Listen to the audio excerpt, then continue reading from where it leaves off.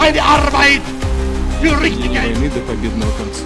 Delivered the strong, safe, and prosperous. 그 군대는 전면도할 것입니다.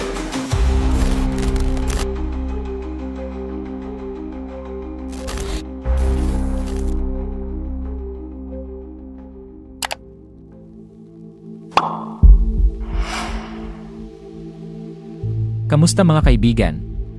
Welcome sa aking channel.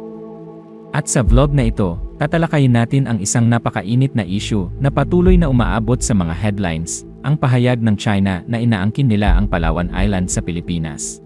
The claim over Palawan appears to be a crafty strategy to make conditions for a potential territorial aggression. Ano nga ba ang ibig sabihin nito para sa atin? At paano ito nakakaapekto sa ating bansa? Halina at alamin natin.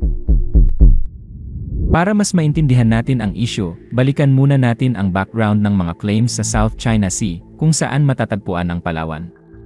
Ang South China Sea ay isang lugar na pinag-aawayan ng iba't ibang bansa, kasama na ang China, Pilipinas, Vietnam, Malaysia, at Brunei dahil sa yaman nito, tulad ng langis, natural gas, at mga yamang dagat.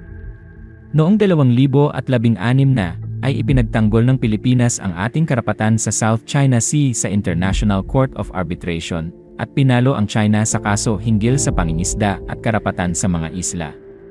Ngunit, hindi pa rin tinatanggap ng China ang desisyon ng korte at patuloy nilang inaangkin ang malalaking bahagi ng South China Sea, kabilang ang mga isla na malapit sa Palawan. Sa mga nakaraang taon, naging malinaw na ang China ay patuloy na nagpapalakas ng kanilang presence sa South China Sea, lalo na sa mga disputed islands. Ang Palawan, na malapit sa West Philippine Sea, ay isang isla ng Pilipinas na mayaman sa likas na yaman, kaya't natural na mahalaga ito sa atin. Ngunit kamakailan lang, nagsimulang mag-claim ang China na ang Palawan ay bahagi ng kanilang teritoryo, at sinasabi nila na may mga historical rights sila sa isla, sa isang banda. The Philippines stands its ground. Will the world act before China's expansionism goes too far? Sinasabi ng China na may mga sinaunang ugnayan sila sa mga isla sa South China Sea. Pero, sa katunayan, hindi ito tinatanggap ng mga eksperto at gobyerno ng Pilipinas, lalo na't ayon sa mga kasaysayan, walang matibay na ebidensya ng mga historical claims na ito.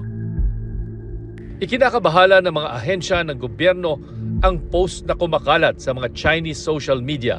Ang sinasabi kasi, dating bahagi ng China ang isla ng Palawan.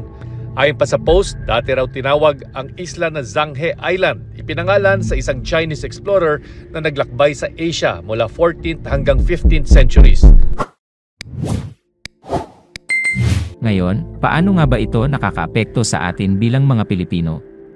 Una sa lahat, ang mga claim na ito ng China ay isang direktang banta sa ating soberanya.